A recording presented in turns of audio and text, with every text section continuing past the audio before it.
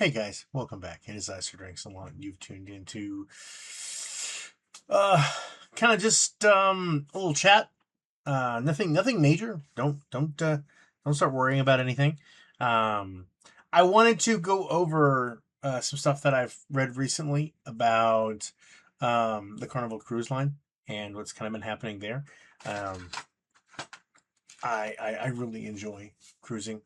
Um, I do it maybe once a year, once every other year or so, and I have a cruise fam, and it's really fun. I have a really good time. I usually do like 6 or 7 day cruises, and I've talked about cruising every once in a while. And I don't plan on like doing like Sir Cruise a lot or anything, but if I were to get picked up, I would. Just saying. Um, I'm no John Hilt, but I definitely could enjoy that. But that's God. I'm all like, so here's the thing. Um, there's there's a lot of cruises that are going on, and there are some changes that come up every once in a while to cruising, and I kind of wanted to go over some of those, um, especially some of the ones that are coming that are happening this year. And they're fairly decent changes. They're nothing horrible, but I just wanted to kind of go over them. Now, I got this information, this list of 7 big things, comes from Cruise with Leo. Check out the page. Got a lot of really good stuff on there. They have some nice cruise tip guides and stuff. But I wanted to kind of address the situation. I'm using them as a list, so hopefully everything will be fine with that. But okay, so something that I have noticed, and it is listed here, is that the cruise lines, and this also goes with Royal Caribbean and um, a few others, from what I understand, is one of the major changes this year, and actually it's been kind of upcoming for a bit, is that private islands, like the cruise lines islands, um like specific, like instead of just ports of call that are kind of available to the Carnival Cruise Line or any of the cruise lines, they have these islands that they've kind of purchased the port, not necessarily, but basically rented out the whole port as their prime stay, and then it gets relabeled. And yeah, like for example, Half Moon Cay in the Bahamas, that's like a Carnival spot now. It is a private and exclusive destination for uh, the cruise line, and um, it's a fair it's pretty big. From what I've seen, I haven't been on a cruise line that's gone to Half Moon Cay yet. I usually stick to the Caribbean cruises. Um, I do kind of want to try some of the Bahamas ones, but like for example, I think it was because I could never remember if it was Costa Maya or um oh goodness, was it Costa Maya or Cozumel? One of them,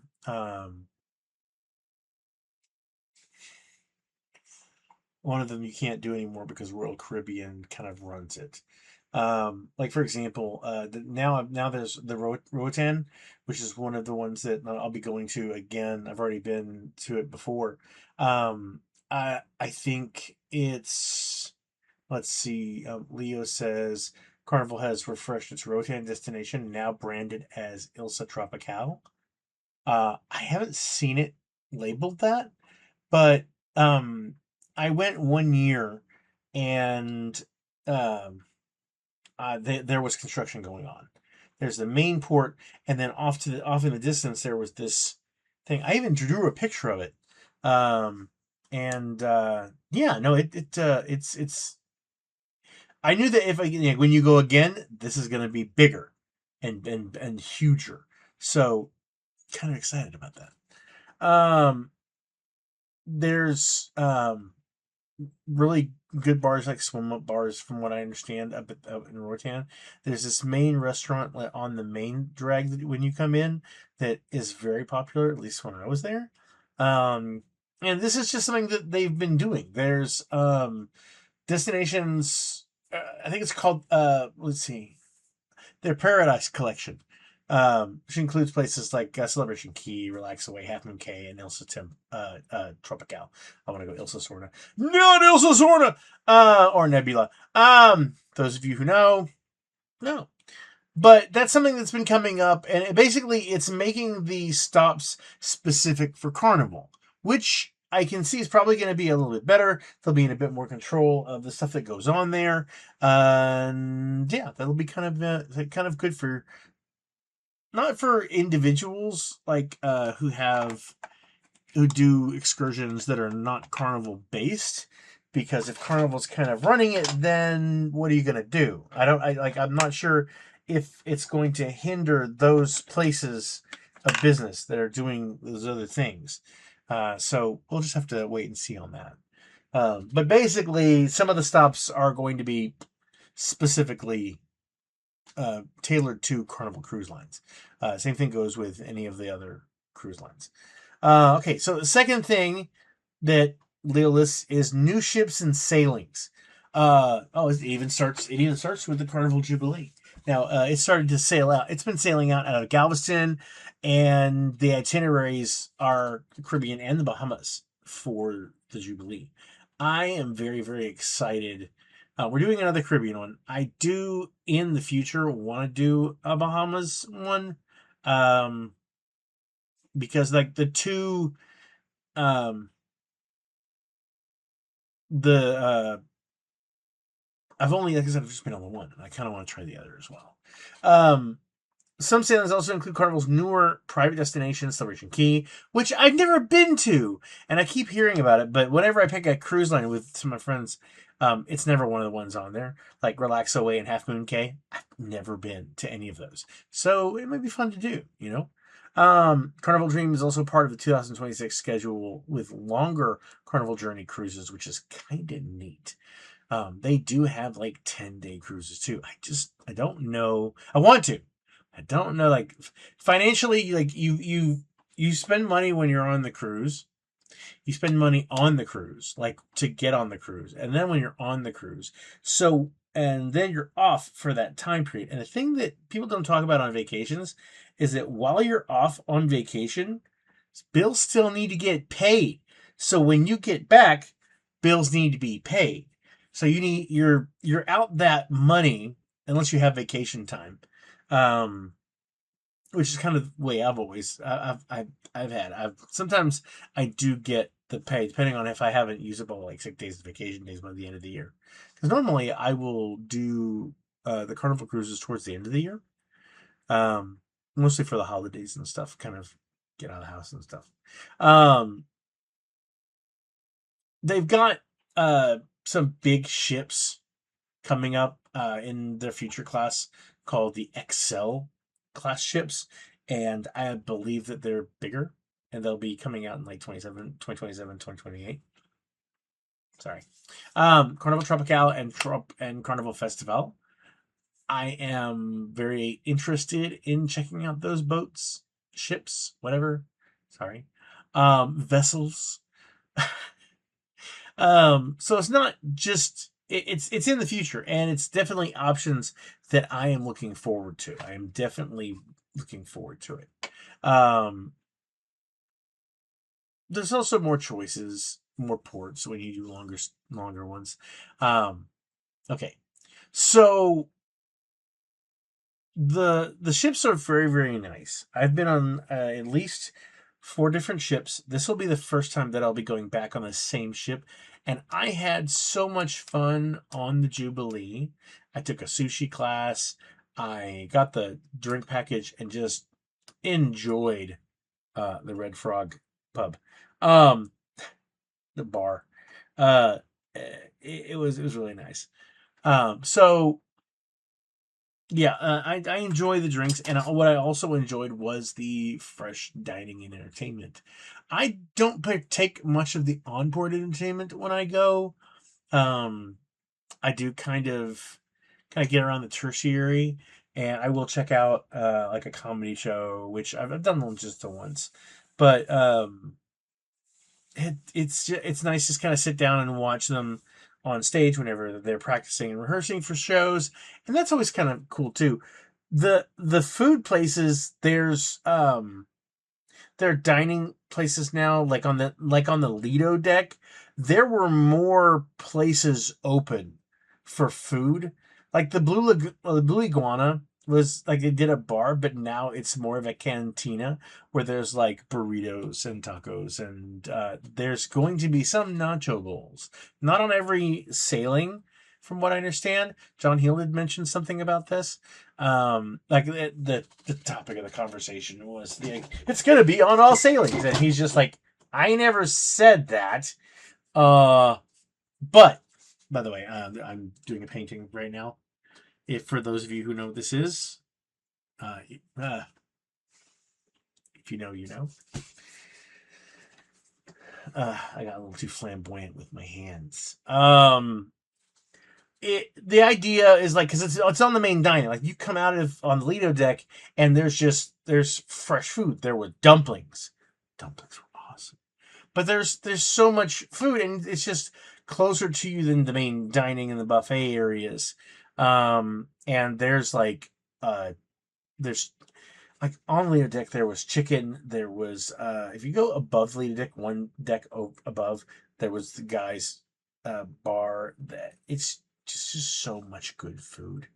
Um, yeah, I really really enjoy it. I think Bonsai Teppanyaki was there, and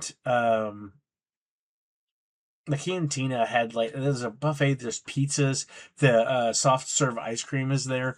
So really, the Lido deck is kind of stretching out to become a bit more of the hub. Even though the lower decks, I think it was deck 6 and 7, those two were probably the main internals because that's where the casino is, and it's where a lot of the coffee shops are and the bars. And they have like really cool updated lounges and spaces and venues and stuff that are more at least for carnival. I think I tend to be up in the room or in the buffet areas and I sit by the window and I'm doodling or whatever. I'm not like a sitting in the sun kind of guy, but I do enjoy sitting at the bar, having a little drink, listening to music, reading my Kindle, whatever. And Jubilee gave me more spaces to just kind of chill. I went down to deck 6, I think it was 6 or 7, one or two, and just went near the coffee shop, grabbed something, and just went and chilled, watched a show that they were working on. Um, it was a lot of fun, and I enjoyed a lot of it. And um, not every ship is probably going to have these from what I'm seeing, but it will be nice to see, and it's a bit of a change from what you're used to on some of the other ships. Like for me, a lot of my main stuff that I did and I enjoyed is on a lot of the other ships weren't necessarily the floors, but it was the center pavilion or canopy. um, when you get lower and like a lot of things are centered around the area and then there are stairs and everything. So the internal area is in a small area. On the Jubilee, it's like floors. 2 floors of the entire ship almost is just really, really nice places to go. And yeah, plus it's a walk and it's good exercise. Um, the things that I really, really enjoyed, number 4, by the way, was access to faster internet. I could watch the video. I could watch the cameras at the house to keep an eye on the animals, just kind of see them because I miss my pets. And I could also do Facebook, update pictures. I was on Discord with some friends. I had my mini computer. I didn't play any games, but I had access to do some writing and to do some photo editing that I could do to upload some photos and stuff for friends. And I got to chat with friends on Discord, and it was a lot of fun. I got to just have some chats, and I also did some videos. I think this last time was the first time that I had done some carnival drink videos, and I want to try to do more this time, actual videos. Um, so I think that will be a little bit more important. I think it'd be kind of fun to do. Add to my list. I think like right now I've got maybe 1,050 videos, and I'd like to kind of bulk that up a little bit. I'm getting to 150. I'm like at 139 or 140 or something. 1,040, not 1,140. The Wi-Fi now is getting better. Also, one of the things that I really enjoyed was that it used to be you only had like one freaking plug, and if you wanted to plug in stuff, it made it difficult. And if you brought anything that had like a fuse in it, because you don't want to let fires, you couldn't use anything with you know a fuse in it. I don't know how to say fuse, but if you did like uh, a split or whatever, or any kind of like multi-tap, it's discouraged and they'll take it up. So like if I wanted to have a fan, I have a little tiny fan that I put in. It's a USB plug-in. Well, I'd have to use a plug-in and the USB. Now on the Jubilee, there were USB plugs for powering devices and stuff. Heck yeah, that was awesome. I was so happy to see that, the availability of that. It just made things a lot easier. On okay, I think still, no matter what, the digital side of the cruise became better using the Jubilee. Um, I do feel like room service still just kind of lacked options. Like there was a decent amount of stuff, but it just seemed kind of slight. Um, but that hasn't necessarily changed.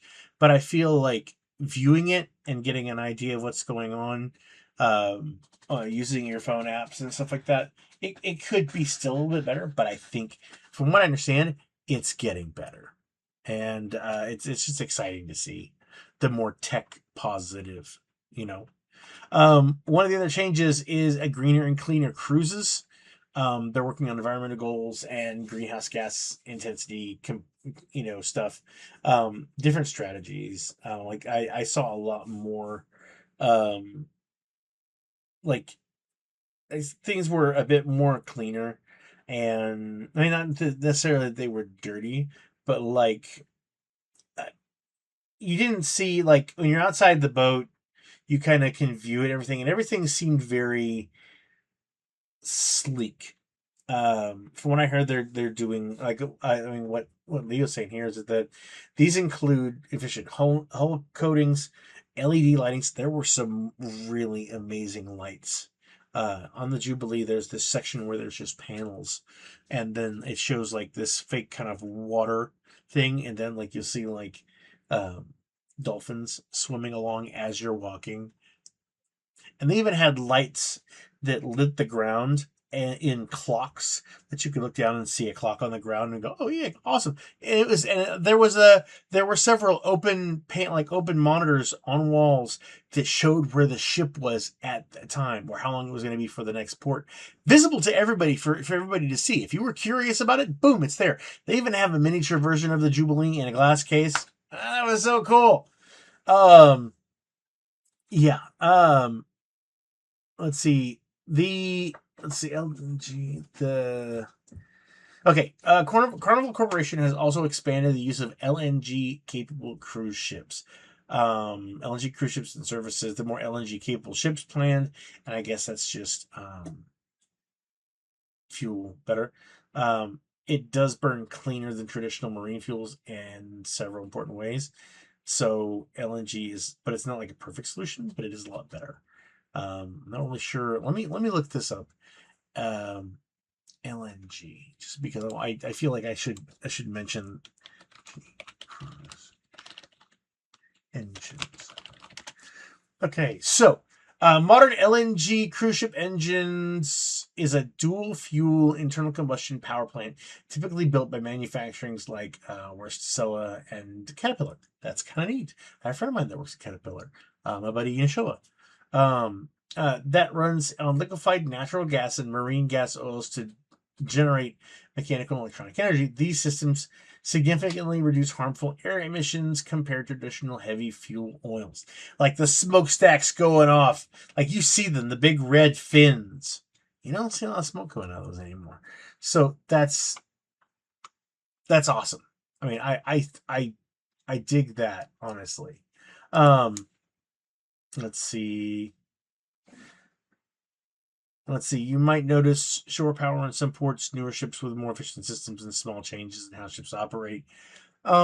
So far, like I said, the Jubilee was probably the biggest and best ship I've ever been on. Just saying. Okay, 6, a brand new loyalty program. Okay, this one right here is I was not happy with, because it it emphasizes cash spent on board to increase your level, basically, whereas it used to be the nights that you have stayed and booked increase your level, and then those increase, and then after a certain period of time you gained a new level to then get more benefits. It's a basic loyalty program. This new this new reward system is based more on, there's time frames and how far apart you can be, like when you get to, I think, like originally, there was, like, your first cruise is blue, then you're red, then you're gold, then you're diamond, then you're platinum, and the higher you go, the more benefits you get. But now those benefits change, and you can increase by your days by that, but you can also increase by the amount of money you're spending on board. So your cruise fare and your onboard spending, um, which is cool. Remember, you earn stars and points. The problem is that those points are only good for a certain amount of years. So it does incentivize you to try to go on another cruise. Like for me, every couple of years will still be fine. But I think after 2 years, if you haven't gone on a cruise, you've reset back to the beginning again. And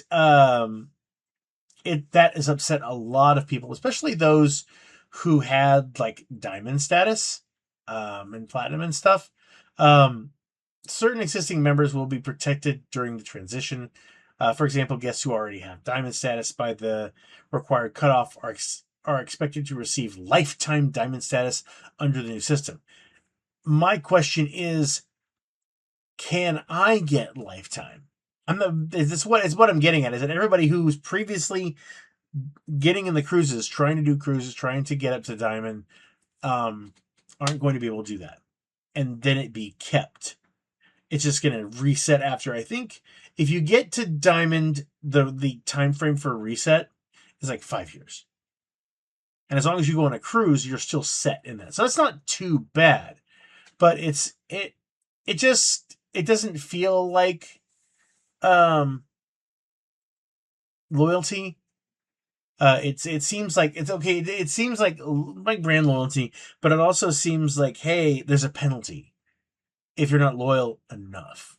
And that's, a lot of people are complaining about that. And honestly, besides some of the few things, there's not as many really awesome things that come along with it. Like the higher you are, the like you get certain kind of benefits, like a free drink. There's a complimentary waters, faster to the fun, like priority boarding and de-embarkation.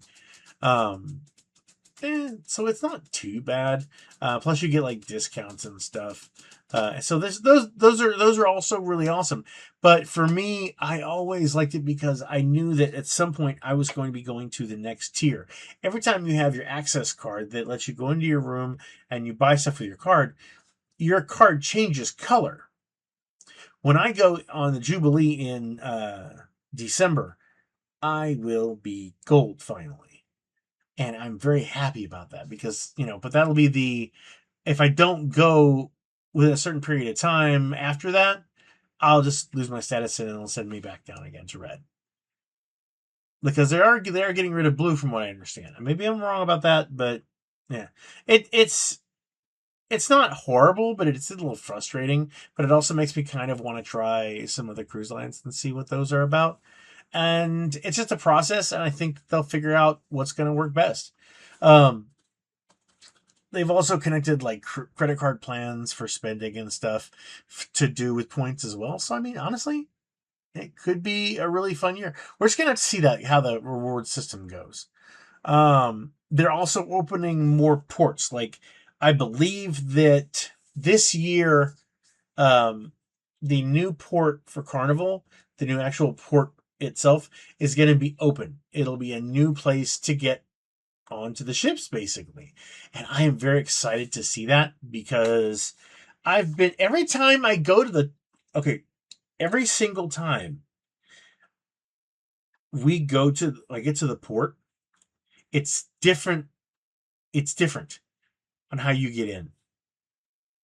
Like it's a same. It's a similar process, but it's different, and it is a little jarring because I mean you're surrounded by tons of people who are just sitting in standing in lines and following and trying to go where they need to go, and it's the embarkation and deembarkation is stressful, but it's not horrible. It's just frustrating.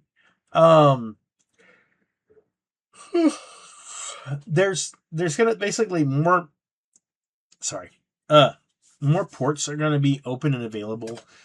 More US home ports are going to be bigger and better from what I understand, so I am interested in seeing the new ports, architecturally for sure. I think that's going to be pretty awesome. um I want to look at the cruise loyalty program for a second.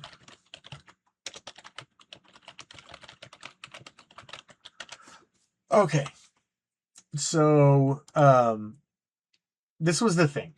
Okay, so Carnival Cruise Line transitions the very important Friend program, VIFP. It's not Friend. Is it Friend?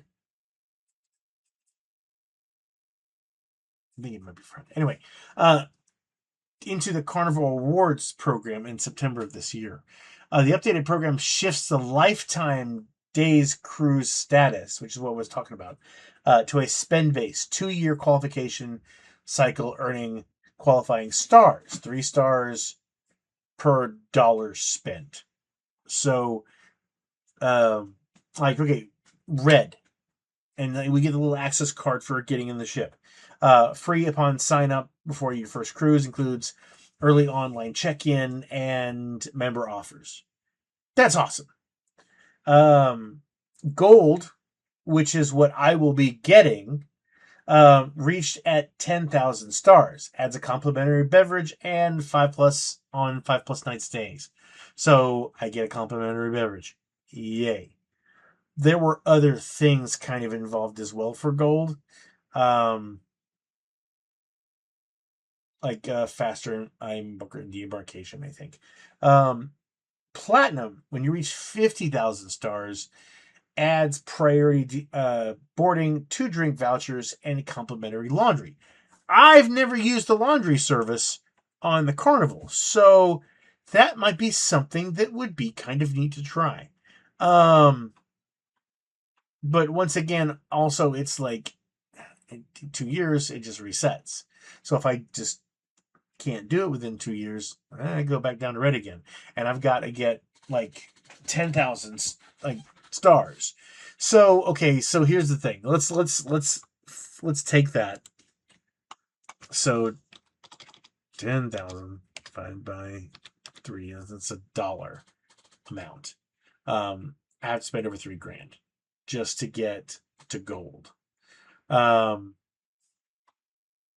if I'm doing my math right, which is possible. Not. But if I do like 50,000 stars, and every 3 stars is a dollar, I'd have to spend over 16,000, like almost $17,000 just to get to platinum. Now, if you keep doing, you're buying your cruises. Like for me, a cruise is about 2,000. I get a balcony room and everything. So, um, it depends. It really does. So I getting to gold. Um, from where I'm at and staying in gold shouldn't be too bad. And basically, like, if I go to cruises for another like 4 or 5 years or so, if I do like 2 or 3 cruises, there's a possibility of getting up to platinum, maybe. But like diamond reaches 100,000 stars, includes preferred dining, guarantees concierge support. Eh, It's the thing is, you can also earn points by using cards to buy stuff. So if you're using your carnival card to buy just a normal inane stuff, it goes to it as well. So I mean, there's pluses and minuses. Status is earned every 2 years and guaranteed for the next 2 years. So yeah, as long as you keep up going, you tend to do okay. So uh, it's it'll be interesting to see um how people deal with that. And if it looks like it's going to be frustrating, we'll just have to figure out what to do, you know? And like I said, I've enjoyed the cruise lines. I've really had a good time with it. Carnival has been really, really good. I don't think I've ever really had any major problems with Carnival. But yeah. Anyway, I just kind of wanted to go over that and give you guys some ideas of what I've done and what I've had, and yeah. So, and like I said, I've got some paintings I'm working on, so that's been kind of fun. I know that I haven't been doing any Minecraft. I kind of got burnt out. Um, I don't really play it as much anymore.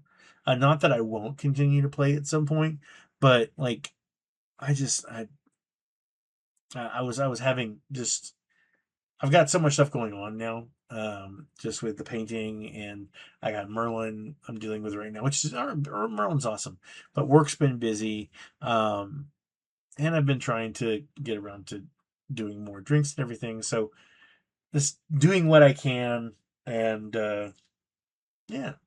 So yeah. Anyway, I hope you guys are doing well. As always, I'm Drinks Lot, and I'm wishing you health, wealth, and love with enough time and gusto to enjoy it every time you go on a cruise. Anyway. All right. Well, I will catch you guys on the flippity floppity.